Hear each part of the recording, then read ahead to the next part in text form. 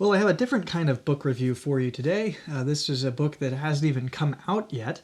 It's due to come out on Thanksgiving Day of this year, 2025, and that is Bold as a Lion by Matthew Everhard. This is his brand new book for 2025. It's approximately 280 pages. I've read the PDF file, so I don't know exactly how many pages it'll end up being when it's printed, but it's around 280 pages, and I actually had the privilege and joy of proofreading this book last month, and it was a great read. So I have some thoughts here for you and reasons why you should either order or pre-order, as the case may be, a copy of this book for yourself. All links to the books that I mentioned and other things will be down in the description down below. But let me go ahead and give some information about Matthew Everhard. This information is found publicly on his church's website, but it says that Reverend Matthew Everhard is the senior pastor of Gospel Fellowship Presbyterian Church, PCA. He's a graduate of Malone University BA Bible, Ashland Theological Seminary MA Practical Theology, and Reformed Theological Seminary Orlando with his DMin there. That's where he wrote his dissertation on Jonathan Edwards' Theology of Joy. He's the author of several books and articles, including one we reviewed last year called Worshiptainment, and continues to focus his academic writings on Jonathan Edwards. I also had the privilege and joy of sitting down with Dr. Everhard last year for our podcast, Discipline Disciple, which I will also link down below. Everhard is a theologian, Edwards scholar, author, pastor, YouTuber, husband, and father. Don't go away, we'll be right back.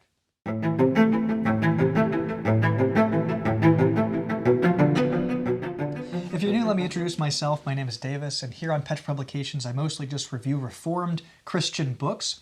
If that sounds like something you're interested in, I'd love to have you join us by subscribing down below. And if you're interested in learning more about the work and ministry of Petra Publications, you can do so by checking out our intro video, which is found here on the YouTube channel. All right, well, let's go ahead and dive into this book. Again, this is a different kind of review because usually I have the book sitting here with me. I just have my notes and memory from reading the PDF. So this is a little different, so bear with me with that. So first and foremost, I think this is one of Everhard's most researched books thus far. Throughout the entire book, he references scripture, he gives practical examples of his points, and he directs the reader's attention to men of the past who were, quote-unquote, bold as a lion. The whole book serves as a sort of commentary on Proverbs 28:1, which says, "The wicked flee when no one pursues, but the righteous are as bold as a lion." And so as this commentary sort of unfolds, he splits this book into two major sections. First, he has the section, "The wicked flee when no one pursues."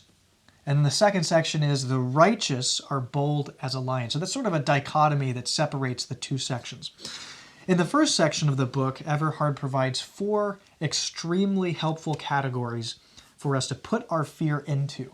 What kind of fear do you have? Well, this is helpful in understanding that. So, is your fear a godly, rational fear, or is this fear that is, or is your fear a fear that is ungodly or irrational?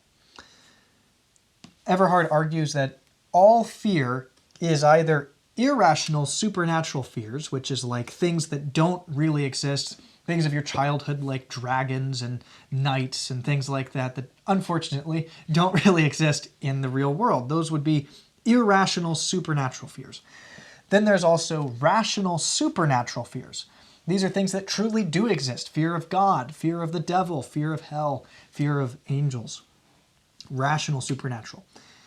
Then there's irrational natural fears. This is things like luck, karma, superstition, being afraid to say things out loud like, "Boy, I sure hope we don't have an accident on our way to Pennsylvania." Things like that is a irrational natural fear. And then there's one final category that Everhard brings out here, and that's the natural fear. Rational natural fear.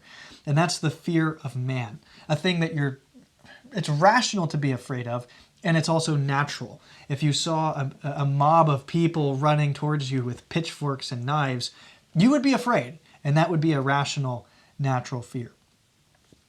Then he closes out this first section by offering a conclusion. Do not be afraid. He reminds us that Christ is victorious, that he reigns supreme. And so we have no reason to be afraid, even of these rational, natural fears, or any of these other fears. We should fear God, and that is it. And then we move to the second section. Now in this section, he yet again gives us 5 attributes of courage. So again, categories that we can navigate and look towards. But these are all sort of like hats that the courageous person should be wearing. And I'll not mention what these are so that you go read the book, but they are absolutely fantastic. Again, he appeals to people who lived in the past, who were examples of these hats. And this, if we're able to do all 5 of them, truly we are as bold as a lion. And at the very end of the book, he gives us a conclusion to the whole study with the title, The Courage of Christ. And again, this whole study, even though it's a commentary on Proverbs 28:1, it points us towards Christ, who was the boldest of all lions. And so, and in the end, that is what boldness is conformity to Christ.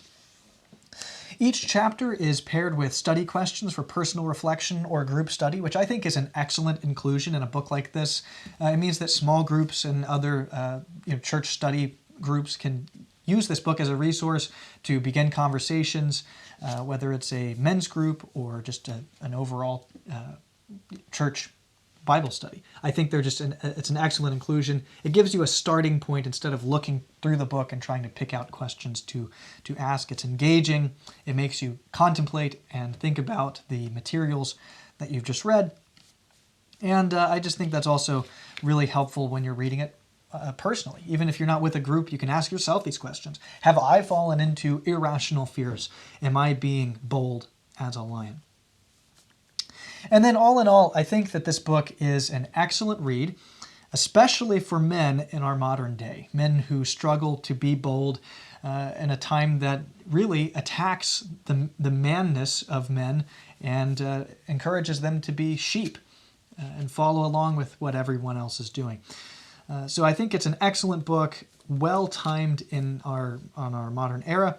And then I'm extremely excited to see this book come out on Thanksgiving Day.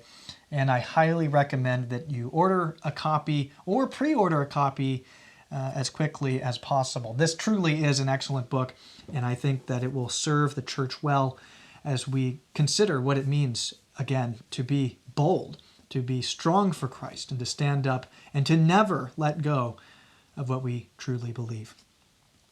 All right, well, that's all I have for you today. Hopefully this review was helpful to you in some shape, way, or form. Again, trying a different style of review here since I don't have a copy of this book yet.